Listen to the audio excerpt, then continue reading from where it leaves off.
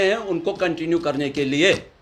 और यहाँ के लोगों को अब समझ आया, बीजेपी ने चाहा हमेशा हम उनको कंटिन्यू करें, क्योंकि हम चाहते थे, मगर हमें यहाँ के लोगों ने वो टाइम मौका नहीं दिया।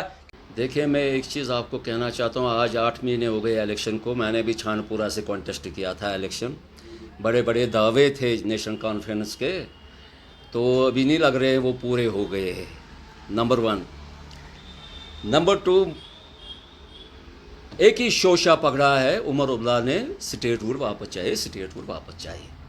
स्टेट वुड भी टाइम पर मिलेगी, हमें भी बहुत खुशी है जब वो टाइम पर मिलेगी, जब लगेगा हमारे होम मिनिस्टर साहब को, प्राइम मिनिस्टर साहब को यहाँ के हालात ठीक हो गए हैं।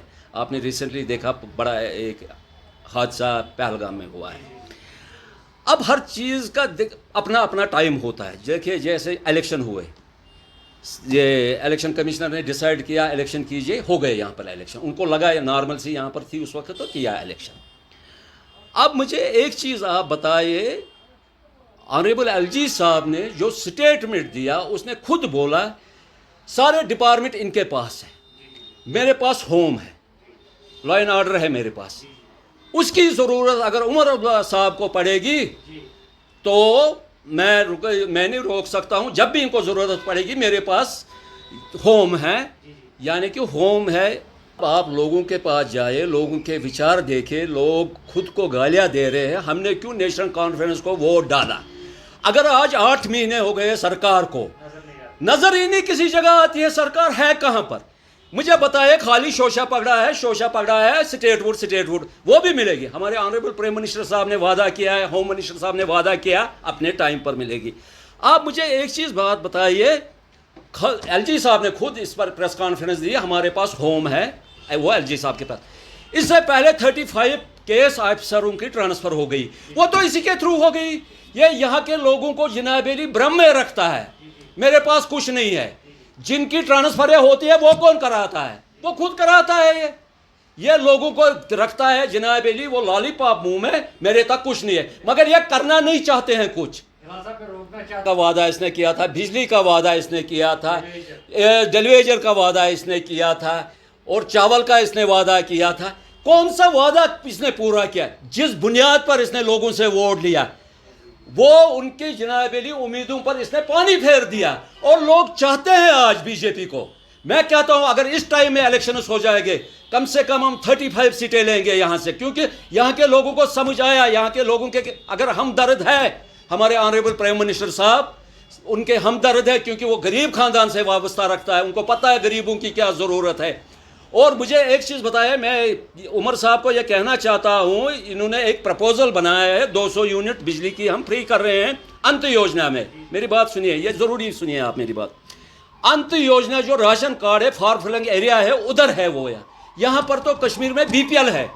इनको अगर करना है अंत योजना का, इन्होंने प्रपोजल बनाया है, सेंटर से अप्रूवल लीजिए, मगर उसमें इनको BPL को भी करना चाहिए शामिल, क्योंकि यहाँ पर BPL बहुत है।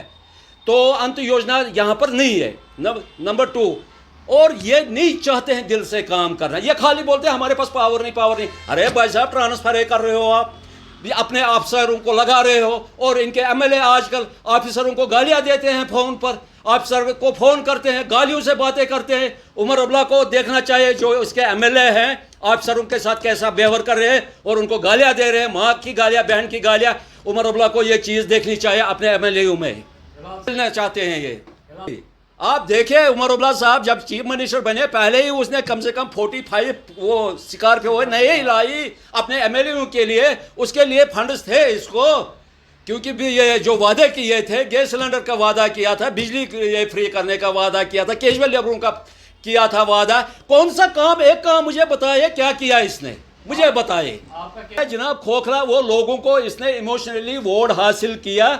फिर से कश्मीरियों को इन्होंने जनाबेली वो कहते हैं कश्मीरी में, फिर से उनका नाजायज़ फ़ायदा इन्होंने उठाया है। कश्मीर के लोगों ने, कश्मीर के जो लोग हैं, उन्होंने फिर एक बार इसको मैंडेट दिया और फुल मेजॉरिटी दी। फुल मेजॉरिटी में ये कुछ भी दे सकता है उनको। क्या दिया? आज 9वां महीना चल रहा है सरकार को। भाई साहब, है कहाँ सरकार? हम अपोजिशन में बैठे हैं, हमारे पास भी 28 सीटें हैं, और इंशाल्लाह हमारी अपोजिशन हमेशा सॉलिड रहेगी। और ये काम करे, हम भी इसके साथ हैं, शाना भाई शाना काम करे, मगर ये नहीं करना चाहते। हम क्या करें उसमें, हमारा काम करे भी दे दे। ये एक भ्रम रखते हैं यहाँ के लोगों को और दिल्ली वालों को डराते हैं। दिल्ली वाले नहीं डरने वाले हैं बीजेपी इन चीज़ों से। कल ही दे दे रिजाइन, दे दे, खाली बोलते हैं। ये भाई साहब ये ड्रामा है। पिछली बार जब आपको पता है, जब ये पिछली बार सीएम था, 100 बार ये चढ़ गया गुपकार रिजाइन देने के लिए। रिजाइन ललित के पास गाड़ी का मोड़ वापस करता। गांधरबल में इसने टोपी उतारी, लोगों से भीख मांगी, मुझे वोट दे दो।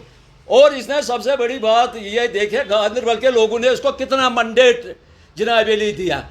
गांधरबल के लोग रो रहे हैं, हमने कौन सी गलती की। आप खुद कवरेज करते हो, और अगर ये दिल से चाहेंगे ना काम करना। यहाँ देखिए इस वक्त लोग सफ़र कर रहे हैं, मैगडम है, पानी की प्रॉब्लम है, बिजली की प्रॉब्लम है, चावल की प्रॉब्लम है। वो मसले कम से कम हल करे। वो तो एलजी साहब को मत करना है। गरीबी है, बेरोजगारी है, 80,000 कैजुअल लेबर है, करे उनको कंटिन्यू।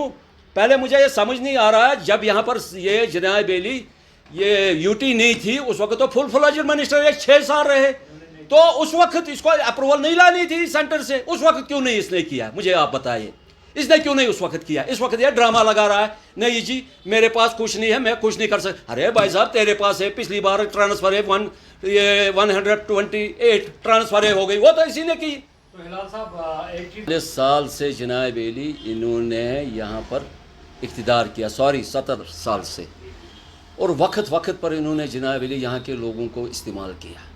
आप देखिए 9,000 पर इस महंगाई की टाइम में देखिए महंगाई कितनी है इस वक्त, और 9,000 में एक कैजुअल लेबर को क्या नहीं। और सबसे बड़ी बात है वो भी नहीं टाइम पर मिलता है। उन बेचारों के भी महीने ये सैलरियाँ बंद है 4-4, 5-5 महीने से। एक तो डबल शिफ्ट उनसे काम लिया जाता है और उनको कंटिन्यू करने के लिए। और यहाँ के लोगों को अब समझ आया, बीजेपी ने चाहा हमेशा हम उनको कंटिन्यू करें, क्योंकि हम चाहते थे, मगर हमें यहाँ के लोगों ने वो टाइम मौका नहीं दिया, क्योंकि हमारी मेजॉरिटी कम आ गई। अगर हमारी सरकार होती तो हम तो चाहते हैं इसको, उमर साहब को काम करे। ये नहीं काम करना चाहता है, इसको हम ताउन देंगे, करे काम। फिलहाल देखिए एक चीज़ है, 8 महीने हो गए, अरे भाई साहब कोई प्रोग्रेस नहीं है। अब देखिए मैगडम डाला जा रहा है इस वक्त, खाली वहीं पर मैगडम डाला जा रहा है जहाँ पर गड्ढा हो, पूरी सड़क को नहीं डाला जा रहा है। अच्छा, अब दूसरा इशू इसमें बन गया। दूसरा इशू देखिए, मैं रहता हूँ यहाँ नटीपोरा में, मेरी गली है, इसको पता है जनाब अली एमएलए को हिलाल अहमद वानी इस गली में रहता है। उधर भी गड्ढे हैं, उधर भी मैगडम डालना है। एमएलए कहता है नहीं जी इस गली में, इस मोहल्ले में मत डालो मैगडम। ये देखो सौतेली माँ का सलूक हमारे साथ। हमने भी हुकूमत में हम भी रहे, हमने कभी ये नहीं सोचा ये एनसी वाला है, ये कांग्रेस वाला, ये पीडीपी वाला है। एक ही नजरिया हर किसी के लिए होता था। जैसे हमने गोल्डन कार्ड इशू किए यहाँ पर, हर किसी को दिए, गरीब को भी दिए हमने, अमीर को भी दिए। जो जनाब अली हमने नहीं देखा भेदभाव, ये पीडीपी का है, ये कांग्रेस का है, ये एनसी का है, ये किसी और जमात का, हमने हर किसी को बांटा। अच्छा, उसमें लीजिए जो ब्यूरोक्रेट्स है उन्होंने भी लिए, बड़े आदमी उन्होंने भी लिए वो कार्ड, गरीबों ने भी लिए। हमने एक ही नजरिया रखा है, इनकी तरफ दो नजरिया नहीं। वहां पर जी रहता है हिलाल वानी, इस गली में मत मैगडम डालो। एक एमएलए को ये सोचना चाहिए, एमएलए है वो हमारे एमएलए है, पूरा छान, मेरी कानून से छान पूरा पड़ती है, पूरे एमएलए, पूरे कानून से के एमएलए है, वो ऐसा करना चाहिए। बड़प्पन उसका ये था एमएलए का, नहीं जी इस गली में रहता है हिलाल अहमद वानी, नहीं पहले वो गली करो, बाद में बाद की गली करो। उधर बोला नहीं जी ये जी जनाब अली यहाँ बीजेपी के लीडर रहते हैं, या से वहाँ पर और किसी जमात का लीडर रहता, नहीं जी उनको मत डालो। और सबसे बड़ी बात है ये, इसके मैं उमर साहब से ये अपील करना चाहता हूँ, अपने एमएलए को थोड़ा समझाए। वो गाली गलौजे निकालते हैं और ऑफिसरों को गालियाँ देते हैं, प्रेशर ऑफिसरों पर डालते हैं। आप देखिए उस गवर्नर का, जब यहाँ पर गवर्नर राज चल रहा था, आप देखिए काम कितना हुआ। आप देखिए कन्याकुमारी से लेकर मेट्रो बारामूला तक स्टार्ट हो गई। भाई साहब 7 साल हो गए हमने चावल फ्री रखे हैं, हमने गोल्डन कार्ड रखे हैं फ्री, हमने जनाब भैया आप जाइए हॉस्पिटलों में, आप देखिए ये श्री नरेंद्र मोदी जी को कितनी दुआएं देते हैं बेड पर जो पेशेंट होते हैं।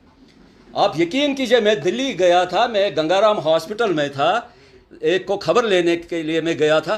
मैं कहता हूँ खुदा की कसम मैं सच कह रहा हूँ, मैं वहाँ खबर लेने के लिए गया था, वो ऐसे दुआएं उठा दे रहा था मोदी जी को। मुझे जी 2.5 लाख रुपया यहाँ पर किडनी उसकी ट्रांसप्लांट कुछ करनी थी, बोलता है मुझे गोल्डन कार्ड पर जनाब बेली 1500 रुपया खर्चा आया। तो अल्लाह ताला उसको लंबी उम्र दे दे। इतनी दुआएं देते थे मोदी जी को। और देखिए, आप देखिए कितना काम हो रहा था। जब से हुकूमत आई काम कहाँ है, मुझे बताए कहाँ है काम। इससे बेहतर यहाँ के लोग बोलते हैं नहीं जी यहाँ एलजी का राज ही अच्छा था, हमने गलती की, हमने इनको वोट डाला। इनको अपना प्रोटोकॉल एंजॉय करना है और जनाब अपने ऐश करने हैं, और गरीब मरे इनको कोई फ़र्क नहीं पड़ने वाला है।